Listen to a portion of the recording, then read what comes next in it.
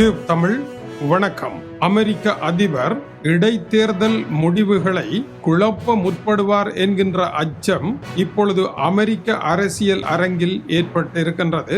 அமெரிக்க அதிபர் தன்னுடைய மேக்கா என்கின்ற அணியினருக்கு நடைபெறுகின்ற தேர்தலில் தான் வெற்றி பெற்றால் அது வெற்றி என்றும், தோல்வியடைந்தால் எதிரிகள் சதி செய்து வெற்றி பெற்று விட்டார்கள் என்கின்ற கதையை பரப்ப வைத்து தேர்தலில் உண்மை வெற்றி நடைபெறவில்லை என்கின்ற ஒரு பிம்பத்தை ஏற்படுத்துவதற்கான முயற்சிகளில் இப்பொழுதே இறங்கிவிட்டார் என்று அந்த செய்தி தெரிவிக்கின்றது. டொனால்ட் ட்ரம்பினால் தோல்வியை ஏற்க முடியாது, அதனால் தேர்தல் முடிவுகளை குலைப்பதற்கு அவர் முயற்சி எடுப்பார் என்று அமெரிக்க விவகார அறிவியல் சட்ட நிபுணர் ரிச்சர்ட் எல் கன்சன் இவ்வாறு தெரிவித்திருக்கின்றார். தான் தோல்வியடைந்து விட்டால் எதிரணியினுடைய வெற்றி செல்லுபடி அற்றது என்று தன்னுடைய ஆதரவாளரை நம்ப வைப்பது இப்போதைய அவருடைய தேர்தல் உத்தி என்றும் கூறுகின்றார். ஊழல் மூலமே தன்னை வெல்ல முடியுமே அல்லாமல் நேர்மையான ஒரு தேர்தலில் தன்னை வெல்ல முடியாது என்கின்ற எண்ணத்தை உருவாக்குவதை தவிர இந்த தோல்வியில் இருந்து தப்பி பிழைப்பதற்கு அவருக்கு வேறு வழிகள் இல்லை.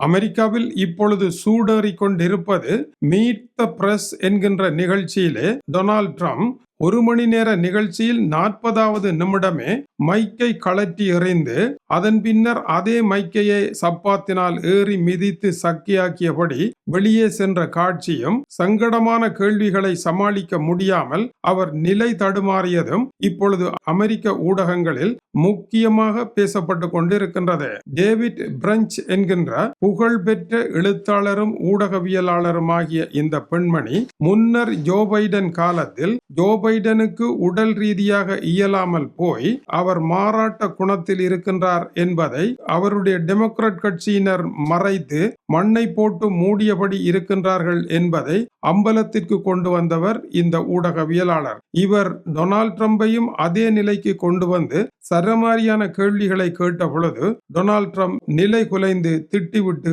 ஓட்டம் எடுத்திருக்கின்றார். டொனால்ட் ட்ரம்பினுடைய நடத்தையானது கணிக்க முடியாத பொறுப்பற்ற நடத்தை என்று அந்த ஊடகவியலாளர் கூறுகின்றார். குடும்பத்தில் இருக்கின்ற ஒருவர் இப்படியான குழப்பத்தை விளைவித்தால் அதை நாங்கள் கையை விட்டு விடலாம், ஆனால் பொது பதவியில் இருக்கின்ற ஒருவர் இப்படியான வேலையை செய்கின்ற பொழுது அதற்கான சிறப்பு குழுவை அமைத்து ஏன் இப்படி நடக்கின்றார் என்பதை அறிய வேண்டியது அவசியம் என்றும் அவர் எழுதியிருக்கின்றார். டொனால்ட் ட்ரம்பினுடைய ஆதாரமற்ற புலம்பல்கள், கொன்ஸ்பயர் கோட்பாடுகள் பொய்கள் தானே என்ற கேள்விகளை கேட்ட பொழுதுதான் இந்த சிக்கல் ஏற்பட்டது. ஜோ பைடனை பற்றி எழுதிய இவருடைய புத்தகத்தினுடைய பெயர் ஒரிஜினல் சின் என்பதாகும். இவருடைய கேள்வியில் முக்கியமான கேள்வி, சமீபத்தில் அமெரிக்க அதிபர் தன்னுடைய ஆதரவாளர்களில் எதிர்க்கட்சிகளினால் பழிவாங்கப்பட்டவர்களுக்கு வழங்குவதற்கு $1.8 பில்லியன் ஒதுக்கியிருந்தார். இதை அமெரிக்க காங்கிரஸ் அனுமதிக்க முடியாதென்று நிராகரித்திருந்தது. இந்த பேட்டியின் பொழுது அந்த இழப்பீட்டை மறுபடியும் வாங்கி கொடுப்பேன் என்று டொனால்ட் ட்ரம்ப் மார்தட்டினார்.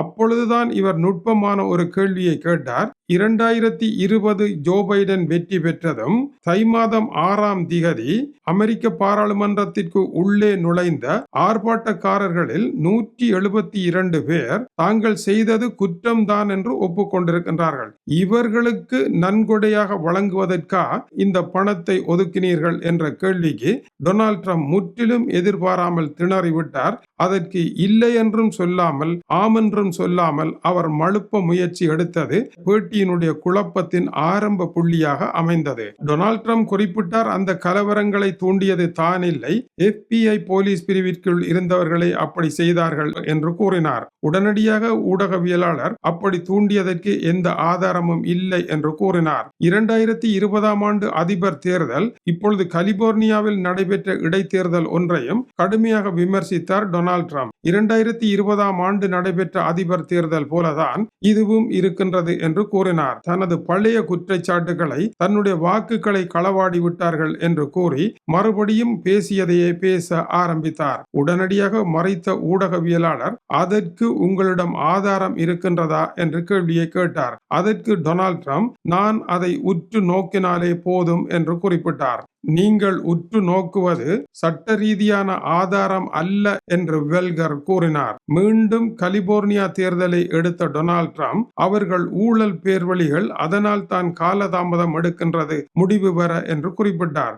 அதற்கு ஊடகவியலாளர், அங்கு மக்கள் தொகை அதிகம், முன்னரும் அப்படி நடைபெற்றிருக்கின்றது, ஆனால் அதிகாரிகள் விரைவுபடுத்தி எண்ணுங்கள் என்று கூறியிருக்கின்றார்கள், அவர்கள் ஊழல்வாதிகள் என்பதற்கு ஆதாரம் இல்லை என்று கூறினார்.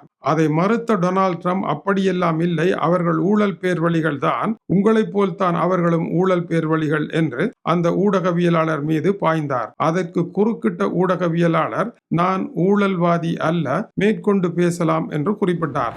அதற்கும் தாங்கிக் கொள்ளாத டொனால்ட் ட்ரம்ப், அப்படியானால் நீ அவர்களுடைய ஆட்டத்திற்கு தான் ஆட்டம் போடுகின்றாய் என்றார். நீ ஓர் ஊழல்வாதியாக இருக்க வேண்டும், இல்லை ஒரு முட்டாளாக இருக்க வேண்டும் என்று அவரை பார்த்து கூறினார்.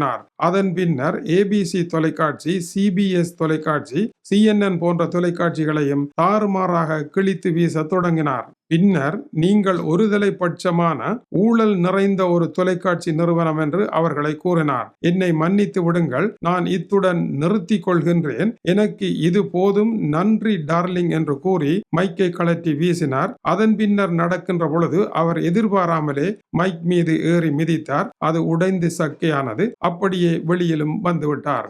ஏன் அப்படி செய்தீர்கள் என்றதற்கு, மழை பெய்தது, அங்கே போடப்பட்டிருந்த தகர கூரையில் தனக்கு அது எரிச்சல் ஊட்டியதாகவும் அதனால் எழும்பி வந்து விட்டேன் என்றும் இன்னொரு வியாக்கியானத்தை கூறியிருக்கின்றார். இது குறித்து முன்னாள் அமெரிக்க அதிபர் பராக் ஒபாமாவினுடைய ஆலோசகர் டேவிட் ஆக்செல்ரோட் கூறுகின்ற பொழுது, வரலாறு எப்பொழுதும் மென்மையான தீர்ப்பை வழங்காது என்பது டொனால்ட் ட்ரம்பிற்கு தெரியும். அதனால் தான் அவர் வரலாற்றை மாற்றி எழுதவோ அல்லது அழிக்கவோ முயற்சி எடுக்கின்றார் என்றும் குறிப்பிட்டார். மேலும் தேர்தல் பிரிவினர் கூறுகின்ற பொழுது, அமெரிக்க அதிபராக இருப்பவருக்கே அமெரிக்க தேர்தல்கள் பற்றி எதுவும் விளங்கவில்லை என்று கவலையுடன் கூறியிருக்கின்றார்கள். டொனால்ட் ட்ரம்பை பொறுத்த வரையில் தோல்வியை கண்டு பயப்படுகின்றார். அதனால் தான் அவர் இப்பொழுதே பொய்களை விதை தூவத் தொடங்குகின்றார். தான் தோல்வியடைந்தால் சதி மூலம் தோற்றேன் என்றும், தன்னுடைய கட்சியைச் சேர்ந்த மேயர்கள், கவர்னர் பதவிகளை எதிரணியினர் களவாட முயற்சி எடுக்கின்றார்கள் என்று தேர்தல் தோல்விக்கு தேர்தல் தோல்வி என்று பெயரிடாமல்